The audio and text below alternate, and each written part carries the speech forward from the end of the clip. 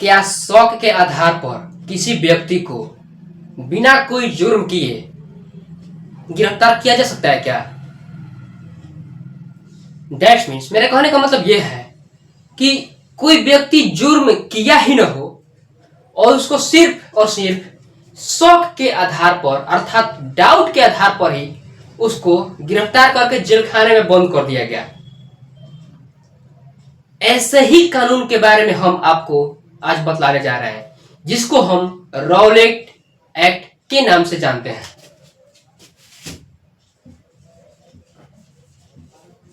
Rowlatt act, जिसकी शुरुआत हुई थी 19 मार्च 1919 में।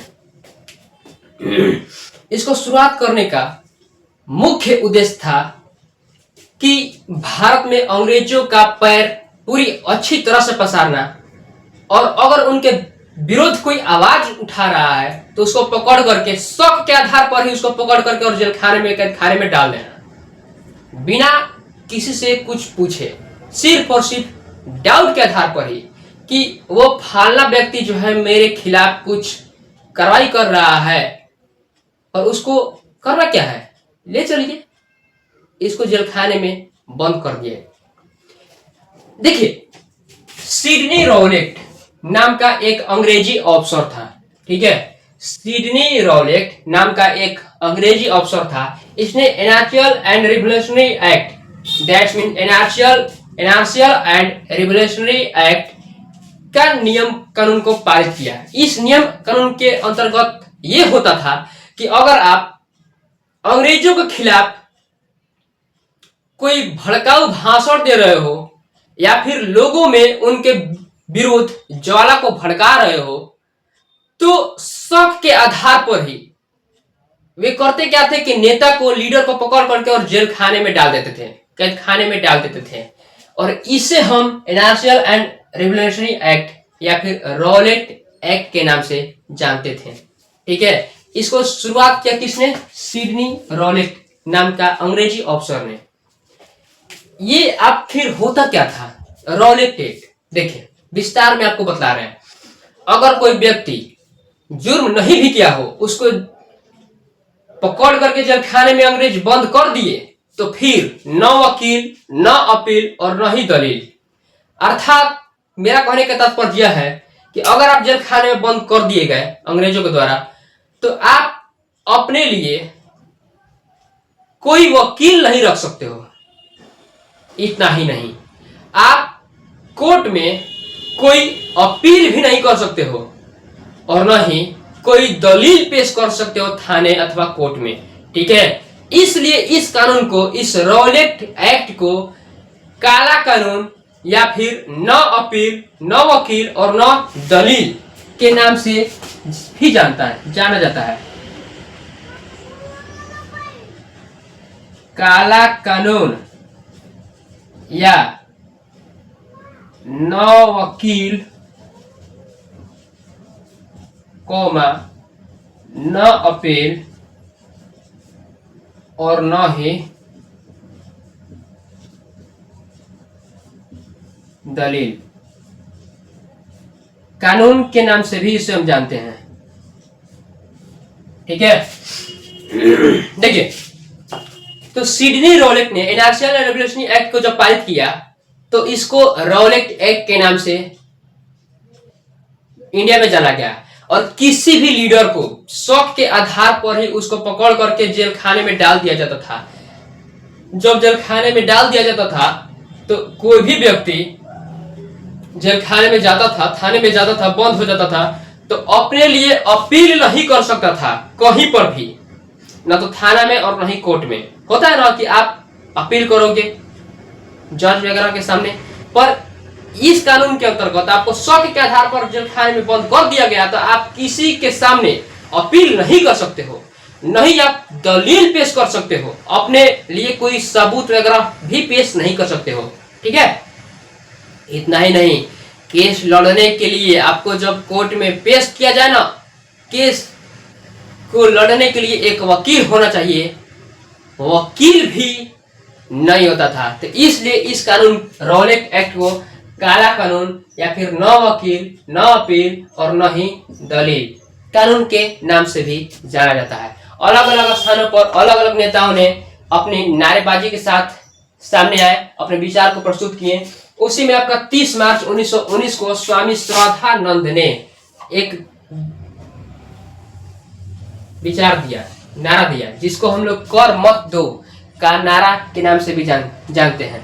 ठीक है, उसी प्रकार इसका जो केंद्र बिंदु था वो आपका पंजाब था। याद रखिए, इसका केंद्र बिंदु कहाँ था? पंजाब था।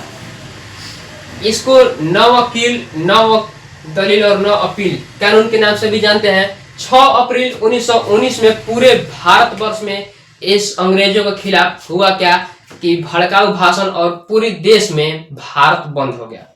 हड़ताल होने लगी अंग्रेजों के खिलाफ, जगह जगह आगजनी, रोड प्रदर्शन, विरोध प्रदर्शन की घटना घटने लगी 6 अप्रैल में। इसकी मुख्य भूमिका महात्मा गांधी निभा रहे थे। इनके अलावा बहुत सारे सरदार वल्लभ भाई पटेल वगैरह वगैरह बहुत सारे नेता थे। इनके साथ अलग अलग स्थानों पर नेताओं को पकड़ करके जेलखाने में बंद कर दिया गया। इतना ही नहीं, यहाँ तक कि महात्मा गांधी को भी 8 अप्रैल 1919 ईस्वी को जेलखाने में बंद कर दिया गया। जब जेलखाने में महात्मा गांधी गए तो अपने लिए न तो वे वकील ही पेश कर पाए, न कोई अपील किए और न ही कोई दलील पेश कर सके। जब न वकील, न अपील और न ही दलील पेश किए, इसलिए इसे हम रॉलेट एक्ट या फिर काला कानून के नाम से भी जानते हैं। ठीक है, आशा करते हैं आपको समझ में आया होगा।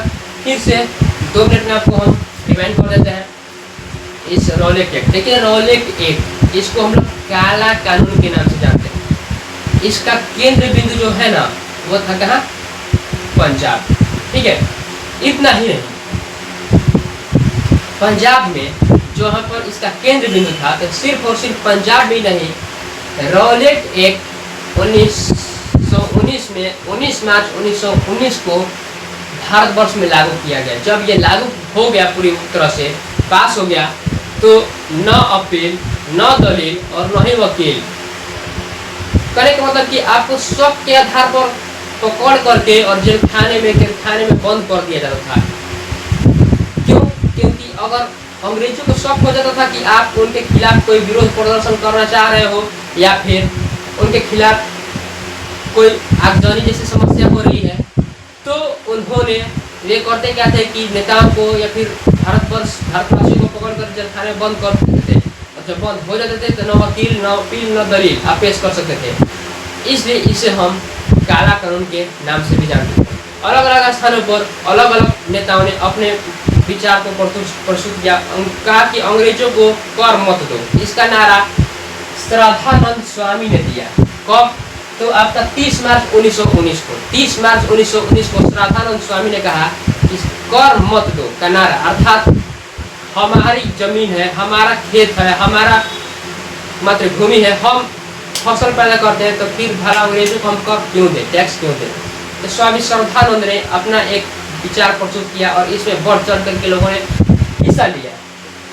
ठीक है, और इस रॉलेट एक्ट कानून के तहत सिडनी रॉलेट का जो विचार था, रॉलेट एक्ट, इसका बहुत हद तक विरोध प्रदर्शन हुआ। आगजनी जैसी समस्या भी उत्पन्न हो गई। अंग्रेजों को पकड़ करके चौराहे पर मारा जा रहा था। ठीक है, तो 6 अप्रैल 1919 को पूरे भारत में हड़ताल हो गया, अर्थात यूँ कहें तो भारत बंद जैसी समस्या उत्पन्न हो गई। और यही कारण है कि अलग अलग स्थानों पर अलग अलग नेताओं को पकड़ करके जेलखाने में बंद कर दिया गया। महात्मा गांधी को भी 8 अप्रैल 1919 ईस्वी को जेलखाने में बंद कर दिया गया।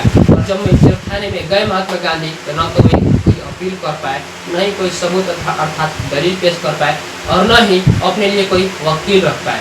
इसलिए इसको हम लोग न अपील, न दलील, न वकील के नाम से जानते हैं, या फिर इसे काला कानून के नाम से भी जानते हैं। आशा करते हैं आपको रॉलेट एक्ट अच्छे से समझ में आया होगा। इसका केंद्र बिंदु पंजाब था। ठीक है, और इसकी शुरुआत कब हुई? तो 19 मार्च 1919 को। किसने किया? तो सिडनी रॉलेट। याद रहेगा। Thanks for watching.